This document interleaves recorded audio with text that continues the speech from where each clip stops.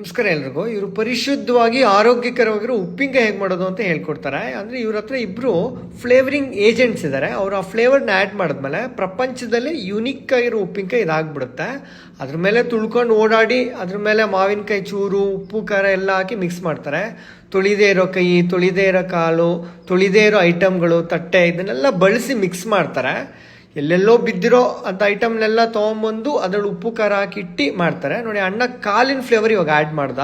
ಕಾಲಲ್ಲಿ ಅಂದು ನನ್ನ ಕಾಲಿನ ಫ್ಲೇವರ್ ಒಂದು ಮಿಸ್ ಆಗಿದೆ ಅಂತ ಅದನ್ನು ಆ್ಯಡ್ ಮಾಡ್ದ. ಇದು ಬಾತ್ರೂಮ್ ಬಕೆಟ್ಸ್. ತುಂಬ ಜನದ ಮನೆಯಲ್ಲಿ ಬಾತ್ರೂಮ್ ಬಕೆಟ್ಸ್ ಇದಕ್ಕಿಂತ ಚೆನ್ನಾಗಿರುತ್ತೆ. ಆದರೆ ಇವರು ಕಸದಿಂದ ರಸ ಮಾಡಬೇಕಲ್ಲ, ಹಾಗಾಗಿ ಬಕೆಟ್ನ ವೇಸ್ಟ್ ಮಾಡ್ದಿರ ಇದನ್ನು ಬಳಸ್ಕೊಳ್ತಾ ಇದ್ದಾರೆ. ಯಾಕಂದರೆ ಇದು ರುಚಿ ಚೆನ್ನಾಗಿ ಬರುತ್ತಂತೆ ಇದರಿಂದ.